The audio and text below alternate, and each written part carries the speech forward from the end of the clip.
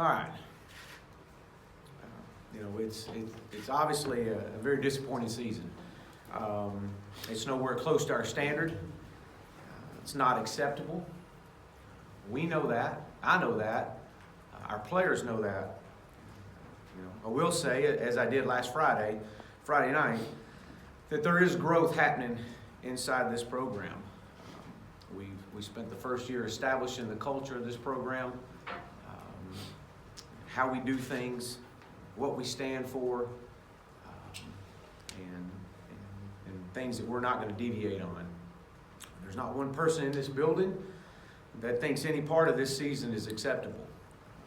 And everyone is working tirelessly every day to get this program back. I've told the story to our players, I've told the story to our staff.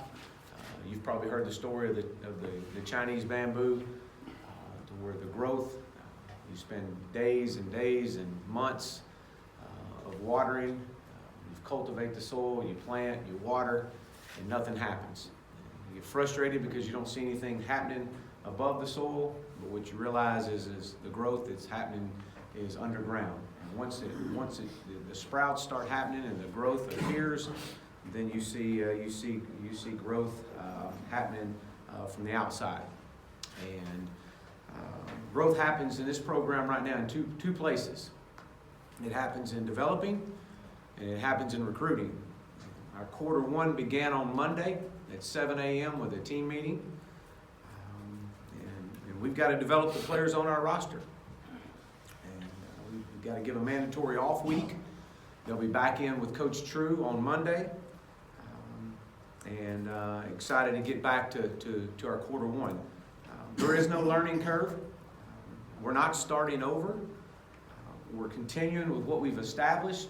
We've got to do some things and continue to develop these players. From a year two standpoint, we spent year one trying to get their bodies like we wanted them, and now we've got to continue to build off of that and get stronger and get faster. We know them, they know us, they know what to expect in that weight room. And I expect to see huge gains as there's high expectations this offseason. The second part of the growth is recruiting. And we've got to recruit players to come in here and make a major impact the day they step on campus. And we're doing that. And we're doing that at a very high level right now. We've got coaches that are out on the road as we speak. They're in schools right now. They'll be in high school games all over the country, Friday and Saturday. There is no days off as our coaches are out on the road right now recruiting. I'm leaving immediately after our press conference to get on the road. I was in home visits on Sunday night. I'll do 8 home visits this week. And Sunday was our first day out. But it's going extremely well. And we got to get this class to the finish line. But we expect up to 12 mid-years to join us in January. And we'll come in and create an immediate impact and compete this spring and create some competition. And so with that, I'll open up for questions. Raise your hand, we'll get a mic to you. Shane, I know it's not a surprise John Chavis, I guess, activated. This contract, he's going to stay. Just how do you feel about that, and what all went into it? Well, I think, Bob, the main thing with that is, as we look at obviously Coach Chavis and what he's done and the improvements that we've made, we got to continue we got to have more. But continuity is so much a part of success, and creating that continuity of the players understand what's asked of them. They understand defensively what we're doing and trying to do. We didn't get to exactly everything that we wanted to this year defensively, and that was understandable. We thought we were going to be able to progress at a rate that would get us there, but we weren't. And so, I think continuity is the biggest thing, getting Coach Chavis back in here. With just off the season, there's a lot of speculation of a big roster turnover, and one, just for anybody of leaving, and two, how many can leave and not take a big hit with APR? Yeah, we expect somewhere native signing upwards or getting you know, upwards to 29 new faces in here. But you know, we've had some that have chosen to move on, and we want to wish them the best. And if we can help them in any way, we'll be more than happy to. Coach, I know you talked about recruiting in the state of Arkansas. Is there anything you're gonna try to do with any of the high school coaches to kind of get some of the type of more players you want, or try to implement some of the strategies or techniques that you want at the high school level, building up for coming to the University of Arkansas?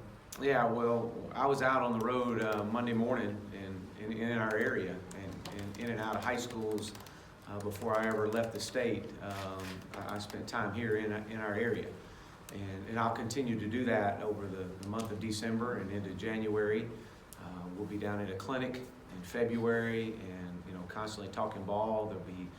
We'll have our doors open this spring for high school coaches in our state and all over to come in and want to sit down and talk ball and get to know us more. And so it's all about relationships when it comes to that. But you know, our footprint is the state of Arkansas. That's first and foremost. And I think we've done a good job of recruiting this year in the state of Arkansas, and we'll continue to build on that.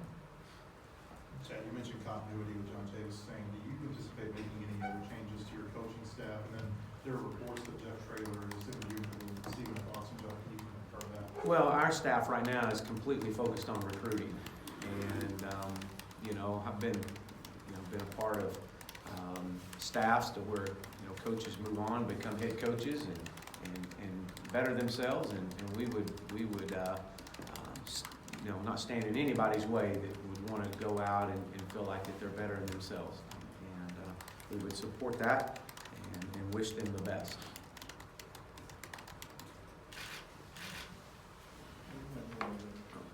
I guess with Pulley and Carl, are they reinstated to the team, or kind of what's their status right now? Yeah, they were back in the team meeting Monday morning at 7 a.m. Chad, you got some good juniors like, you know, Dijon, Sosa, and Foley. Have those guys expressed to you they want to at least get NFL feedback, or has anybody indicated to you they might want to be early draft entries, or what's going on with that? Well, with the transfers, is there anybody you can name that hasn't already been out there who's told you that they're leaving? With Scuda and Sosa and Pulley, you know, our job is and they want to find out where they are from a draft status standpoint. And then when we get that back, and we should get that back in early December, and then it's our job to educate and provide them as much information as that they need to make a decision what's best for them. And we want to support them in that decision. Is there any other juniors? I don't anticipate any other junior. No.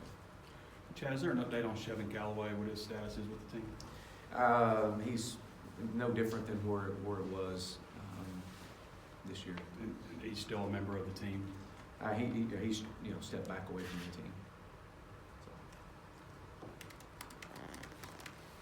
the team. Coach, tempo-wise, I know you weren't where you wanted to be. What went into that, and then where do you expect to maybe get with another off-season in spring? Well, you know, we came out in the spring and trying to run at a very fast pace, and thought we did that, tried to establish the foundation for doing that. As you got into the season and you realized, you know, where your strengths were, where your deficiencies were, you had to, at that point, adjust and adapt. And you know, we didn't go nearly as fast as we want to go, play it near the tempo that we want to play at. But we'll continue. We're not going to change who we are. We're going to continue to work that. We do that in practice, but you know, we'll continue as we get into spring ball to again knowing our roster, knowing them. They know us. They know what to expect. You know, the learning curve there of just getting to know what we have and what we have coming back and what's coming in will help dictate a lot of moving forward how we're going to grow that. As a follow-up to Callaway, is his door still open for him to come back, or has he moved on? We'll get together on all that and visit on that. Coach, it's no secret that you guys are seeing Kelly Bryant tonight. If things don't work out with Bryant, do you anticipate continuing a search for another quarterback? Well, you know, I'm not at liberty to discuss, you know, any names, but we know that we've got to have consistency at all positions, and we've got to have, you know, a competition at all positions. And so every position right now is wide open. And when you go 2 and 10, there is nobody that has a permanent position. With Connor Nolan, just kind of how much participation does he do with splitting football and baseball this spring? Yeah, I'll get with Coach Van Horn over the next few days. You know, he'll be a part, and I know he'll be contributing on the baseball field as well. And we'll work together in maximizing his workload in both areas. Shane, you had a rough start at SMU, and then you built things up. Obviously, you have a rough start here, have to build things up. How much does it help that you've been through this process already? I know the AAC is different than the SEC, but what can you take from SMU and apply to this situation? Well, a whole lot.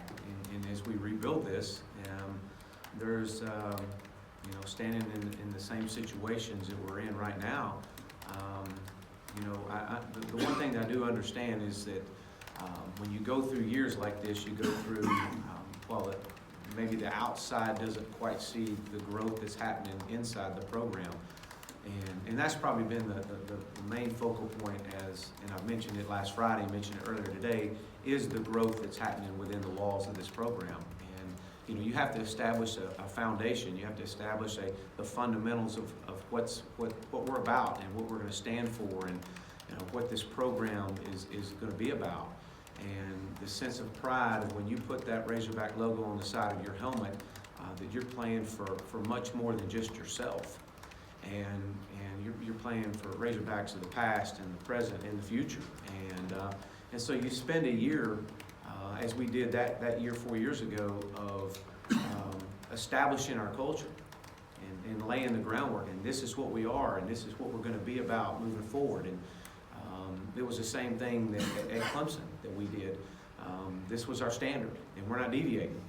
And then moving from that, you spend year 2 and moving forward on how to live the culture and how to live it on a daily basis, because every day counts on the last day. And those days in June and those days in July and early August, those days really did count when you look at the last day of the season. I was going to ask, Billy Farrell is a guy we didn't see practice at all this year. Do you have an update on his health, and do you think he'll be back for spring ball or anything? Well, we don't know on that. Don't know if he'll be back for spring or not. I know that he's still going and still working with our training staff and trying to get everything right, and with our doctors. You mentioned you were going to talk to Austin Cantrell about whether to graduate or come back. What's his status right now? Well, right now he's graduating and not going to come back. I'm going to get back with him after this. We get back off the road from recruiting, maybe right before signing day, and just circle back and talk with him, and want to support him and what's best for him and his family. You anticipate all the eligible quarterbacks coming back, and what's Cole Kelly's status? I have not talked to Cole. I've been on the road recruiting and anticipate talking to him quickly. I do anticipate that there will be some, probably be some changing. Coach, I know you can't comment about specific recruits, but you got an in-home visit. How many coaches will be in the? Can you say how many coaches will be in your in-home today? No, I can say that we've got a lot of coaches that are on the road right now and excited to be in their destination for today and tomorrow and days moving forward. Coach, you mentioned, I'm paraphrasing, just getting the team in shape, maybe having a leaner team. Now is it specifically in the offensive line about bulking up and being a different size, a different strength, maybe would help in the run game going forward? Yeah, I think the biggest thing saying right there is we've got to create some competition. From a development standpoint, absolutely. We'll have guys that are getting their body fat composition taken, all our team will this next week.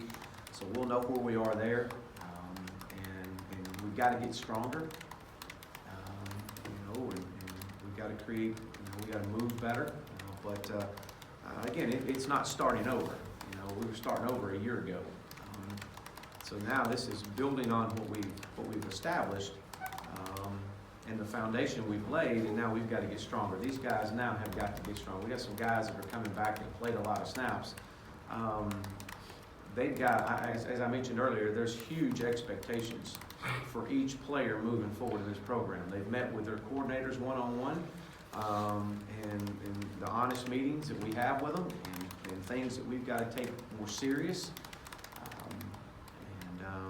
And we've got to create some competition. And I think that's the thing when you bring in the 20, you know, I anticipate signing in December probably anywhere from 22 to 25.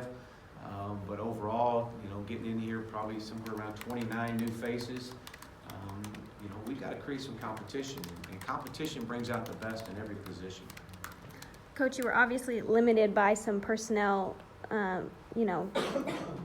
your personnel this season. How much of your playbook were you able to implement, and how long do you think it'll take for you guys to, I know it depends on who comes in, but how long do you think it'll take to get to where you want to be? You know, we probably got in about 30 to 35% of the playbook in offensively. You know, when you get into a situation like this, like our first year at SMU, and you find that we've got to get good at something. And I don't know what we would really, what did we hang our hat on?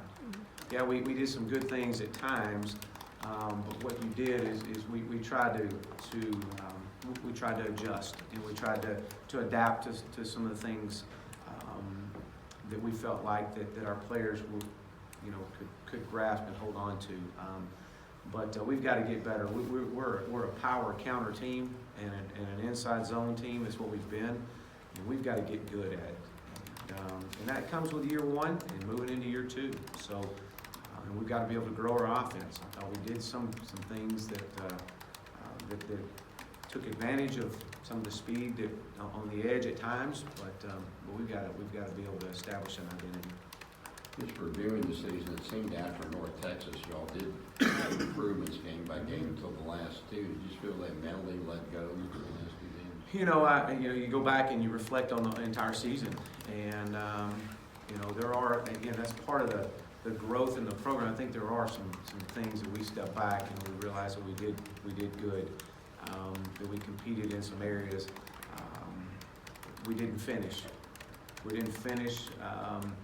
I think that the loss against Ole Miss took the wind out of our sails as much as no one wants to. I don't want to admit that. I think it took some wind out, but our guys continued to fight, and so that was a disappointing loss. And so, but again, you come out here and you got the number 7 ranked team on the ropes, down by 7 with 5.5 minutes to go in the game. We've got to, going back to, we got to be more consistent, and that comes with growing and building. Any off-season surgeries, procedures, any of you guys are having to have? Yeah, we had Hayden Henry had shoulder surgery yesterday.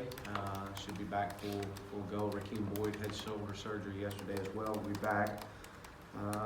Brito Tutt will have knee surgery. And so that's where we're at.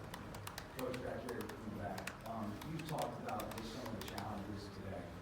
Can you go into a little bit more specifically, when you take over a program, just the culture change, what is it that you've had to change, and where have you seen that improvement that we're not seeing from the outside? Yeah, I think, one, when you take over a program, you come in and you understand, there's two ways. You take over a program that when you look at things, and if things have been going right, then it's a little bit different when you open the doors and come in. When there's a change because things haven't been going good, then you come in and you know that there's areas that you have to address as well. So both of those you have to address, but I think the biggest thing, Bo, is relationships, a trust. When you listen to your seniors talk to the team, and Yoda spoke to the team on Friday, and it was our Thursday night, and talk about all the change that's happened in his time since he's been here, the number of coaches and strength staffs and position coaches that have come in and out, and to listen to him talk to the young guys was very powerful. And so you know that, you get in here and you try to immediately develop a relationship with your team, plus recruit. But at the end of the day, there's only so much time that you have to develop that relationship with the older guys. And then it turns into learning and growing through adverse times. So once you get into the season, it's, as I mentioned, we would find out a whole lot about ourselves after our first hit of adversity, whether that be that first loss. And then you realize at that point we weren't as close. We hadn't established the relationships as maybe that we wanted and had thought we had. And so you built that, and I thought that during those times that this team grew closer during those tough times, and which is what you would expect. But I think that is one, is establishing that relationship. You couldn't create more time. You couldn't fabricate. Building a relationship with guys that have been here, they've gone through a lot of change, takes time, and it takes you can't fake it. And we meet weekly with our seniors and continue to talk and let them have a voice. And the second thing is establishing what we stand for. This is how it's going to be ran. I've been here before. I'm not going to deviate. I've got the blueprint. I've got the vision, and it's worked. It's working at a very high level right now. But we're not going to waver. I'm not going to look the other way, because the issues that as I mentioned, every day counts on the last day. When those days and whatever it may be in August or July or June, and we've got to look the other way on things that happen. Maybe we're not going out and be as attentive to the details and drill work that we need to have. It's not okay to look the other way. It needs to be addressed, and it needs to be brought up front. And then you got to develop the leadership of the team to where it becomes a player-led team. And that's things that they're all part of year one. Projecting towards 2019, where all do you feel like you're going to be better? And on the O-line in particular, how will you get better? You're losing 3 starters there. Yeah, we've got to target. We've got guys already targeted in this 19 class. We're continuing to target more guys.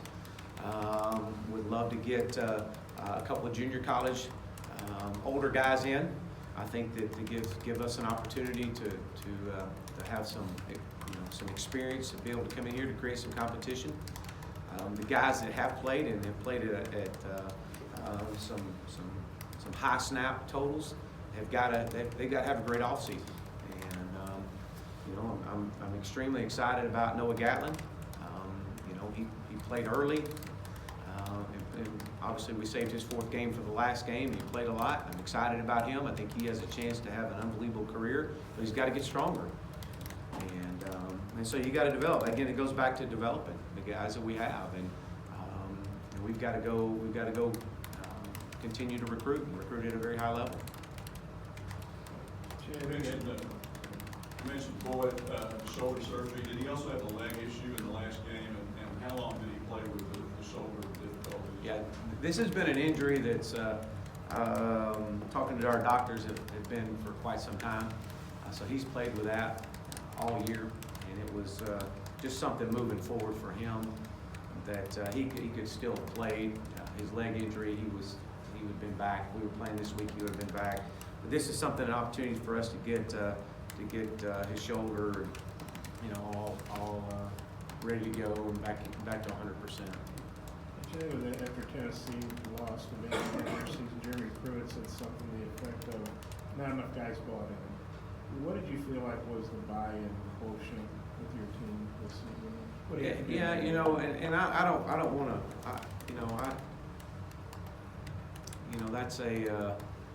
that's a question that as a head coach, that's a tough question. I do think that there was that these seniors, when they walk out of here, that they took something out of this program from their time here, and that'll help them in their next endeavor in life. Whether it was that you establish a standard for your life and you don't deviate from the standard that's set. Hopefully they've learned that from being around me in a short period of time. That we're not gonna, that you cannot cheat the process. No matter how hard you may want to, you can't cheat the process. Hopefully they learn that. But I think that you talk to those guys, as I have, and numerous times. I think that we've established a relationship, and they know that I'm here to help them out.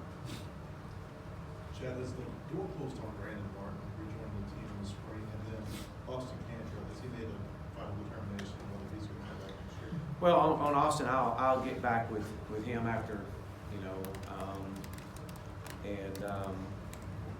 and then the other was, no, he's not a part of our program. You mentioned the blueprint.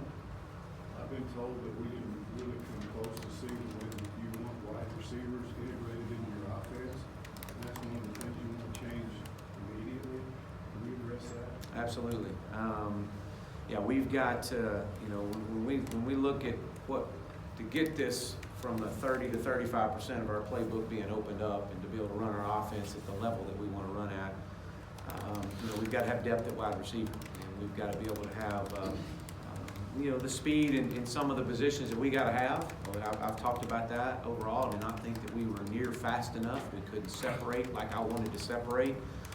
When you go and you change from being a predominantly 12 or 13 personnel team, and you're going to predominantly 11 and some 12, but we're doing it in a different tone and spreading it out. You create one-on-ones, a lot more one-on-ones than what we do offensively. And when you create one-on-ones, you put guys in space.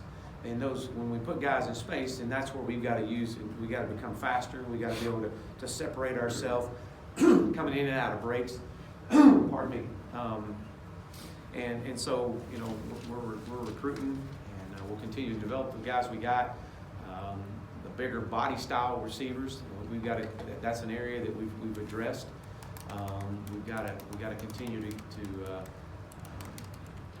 recruit that style of a wide receiver, and not just wide receiver, all positions. But excuse me. But when you get creating space, then you've got to be able to win those one-on-ones, and that's what we've got to do. Coach, center, Yoga played there some, we went back and forth. Who are the candidates there, and how critical is that position to what y'all do offensively? It's vital. I mean, you've got to have a guy there that's that can run the whole show. It's like having the quarterback, and it's like in baseball, when you're solid right down the middle, you're pretty good. And we got to be solid right down the middle, from running back to quarterback to center to linebackers to safeties. When you got the center of your team, things are happening. And that center position is the quarterback of that group.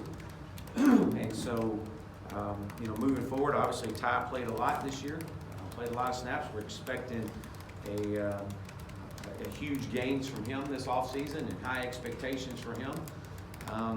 But to get the absolute best out of that position, we got to have competition there. And we redshirted Silas. Silas has gotten quite a few reps at center. We'll get more reps there,